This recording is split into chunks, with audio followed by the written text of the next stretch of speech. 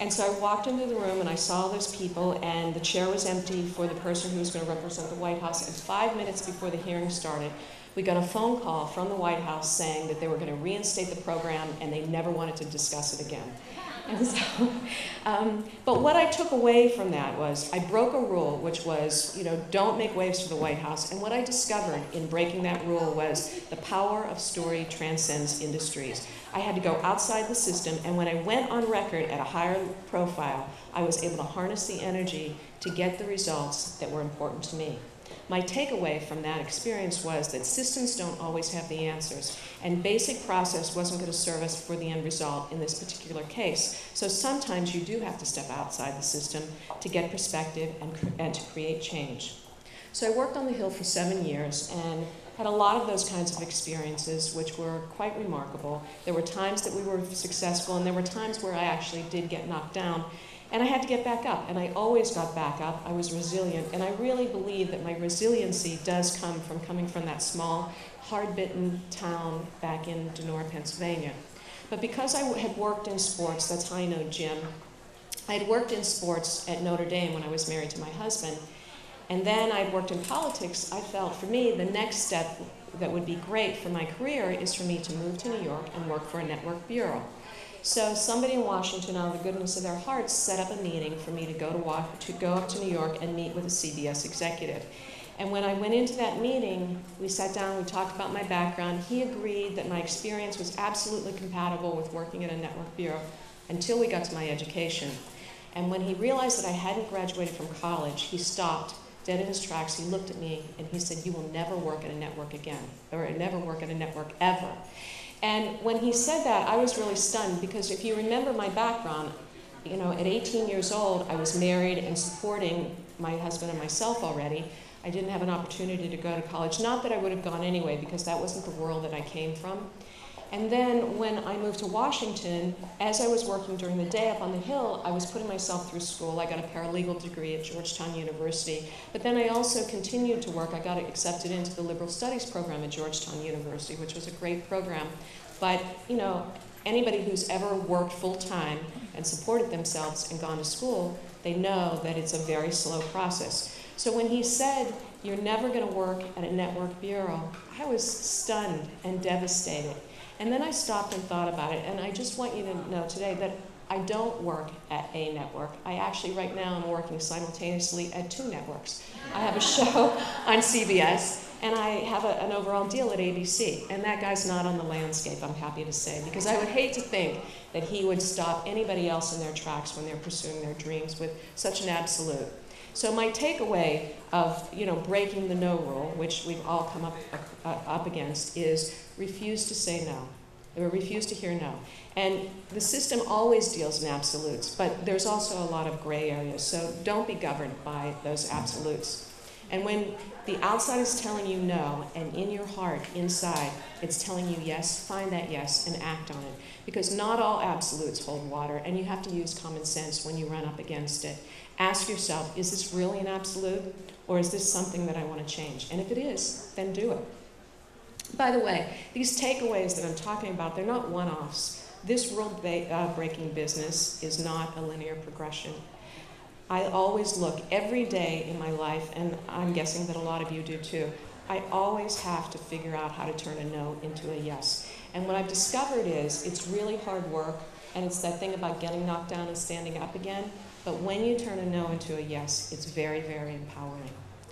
So that takes me to perseverance. When you get knocked down, stand up, find your voice through rule breaking, and ask how resilient you are. Because if you're going to be a rule breaker, and it is a commitment, if you're going to do that, then you have to be resilient to the core. You can have self-doubt. Mr. Doubt's going to sit over there in the corner, and he's going to, cause you to second-guess yourself. And someday, you're going to get knocked down, and you're not going to go to work, but you have to get back up, and you have to get back on that horse, and you go to work. But don't let it be about ego, because motivation and perseverance needs to be about creating the future instead of defending the past. The only people who are interested in the past are people who are solving murders.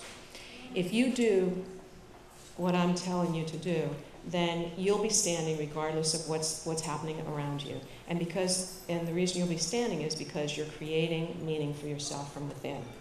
So I didn't go to the News Bureau, and I had to go into sports. And so I was listening to Jill's talk, which I thought she did a beautiful job. But when she was talking about sports, she was actually being very kind and very much a lady, because women in the sports world, in the era that she and I came up through sports, very, very difficult. I mean, truly brutal. But when I went into sports with this experience of having worked at the University of Notre Dame, I had a connection, which was Jim Steig. I was working in sports at the time, and I got to work on the first Super Bowl. And what's really amazing about the Super Bowl in watching, I don't know, is Jim here? Is he so? Yeah, okay. What was amazing about watching him in the Super Bowl was I worked for 7 of them. The first one that I worked for, it was a football game. Yeah, it was a television event. And I think the halftime show was a bunch of cars riding around the field with a bunch of old players waving. By the time we got to the 7th Super Bowl that I had the pleasure of working on Jim's staff, it was a huge operation, a week-long event. Almost every Fortune 500 company was involved in some way. The talent was like Gwen Stefani and Beyonce and Santana. It was truly remarkable. And the most amazing thing was for me to be able to peek over Jim's shoulder and watch as he built from, just an event. He built the Super Bowl into the most important event in sports history in regards to a brand. So congratulations, Jim. It's amazing.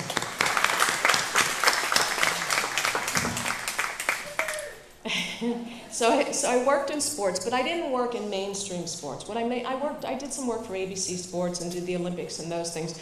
But where I was able to get some traction was in extreme sports, and that was way before, they had the X Games. And so I was working, I kind of had a dual career. I was working in sports and I was working in reality shows. And both of those kinds of genres in television at the time, they were stepchildren.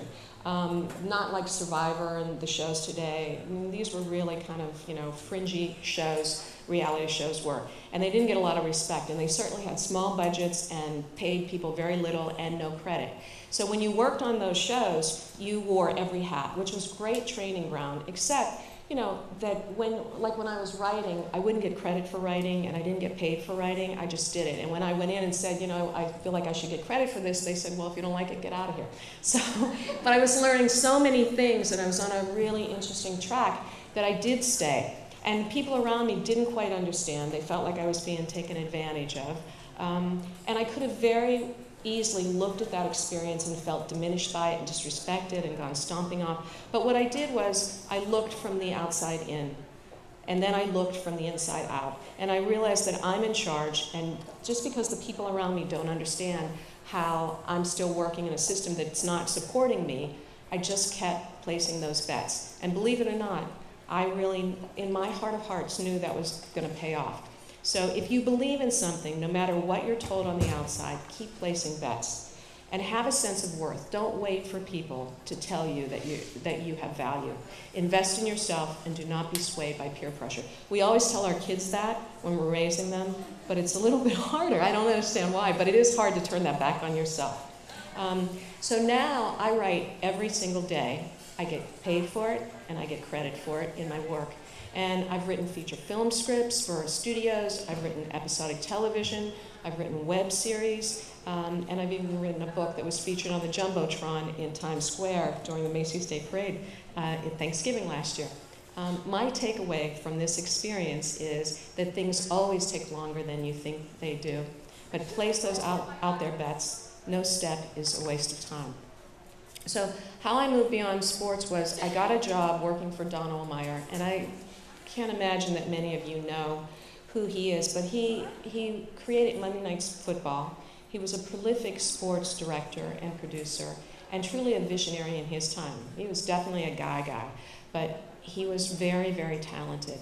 And he wanted to cross over into movies and tell long-form storytelling, but in Hollywood, even with tremendous success, you're still pigeonholed. And so he looked around at himself and his experience of doing live sports broadcast, and then he looked at his small group of people, at a core group of about 6 people who worked for him, and he decided to leverage our skills. And so what he did was he went to MTV and he said to them, let's do an award show for MTV, a live award show. We'll cover it like a sporting event. We'll create all the hoopla and the juice and the excitement, and let's see where it takes us. And we did that. We did the first one, we did the second one. It got us enough respect so that we could move into the Emmys, which was much more prestigious. Then we did a lot of big entertainment extravaganzas, and it was very successful, and it moved us all over into reality television, and then he started doing movies. The PS to that is that he became the president of NBC, not the president of NBC Sports, but the president of the NBC network, because he figured out a way to leverage his skills and his talents. So my takeaway on that experience is that leveraging skills to the next new thing speaks to the power of process. You can't wing it. Process is vital. There are a million good ideas. Everybody in this audience has a good idea, but if you don't have process, then you can't get to the finish line. And so I've seen many writers and a lot of producers who have great ideas who have crashed and burned because they lack process. Leverage your skills into a process for success. And while working for Ohlmeyer, I met this guy who worked across the hall from me. His name was Ian Sander. And I was a producer and he was a producer, and he went off on his own and he went down to Atlanta and he was producing a series, and I left Ohlmeyer. It was time for me to go on, and I was producing independently in Los Angeles, and we started a romance. And one day I came home from work and my phone was ringing, and I picked it up, and it was a nurse, and she was calling from an Atlanta hospital. And she said that Ian was in intensive care. And so I went down to Atlanta immediately, and when I got there, they couldn't tell us what was wrong. He was bleeding internally, and the only thing they could do for him was keep infusing him with pints of blood, but they couldn't figure out why it was happening. And so by the third day there, when I watched and everybody was just paralyzed, they didn't know what to do, I knew one thing from where I grew up, that the healthcare was so bad in the town that I grew up in that if you went into the hospital and you weren't released the same day, you pretty much died there. And so I called my boss in Los Angeles. At the time, his name was Eric Schatz, and he was a struggling producer on the reality side. And I called him and I said, listen, I'm in Atlanta, Ian's very sick, and I think he's going to die, and I don't know what to do. And I didn't know anything about hospitals, doctors, or anything about that world, and I certainly didn't know anything about Atlanta.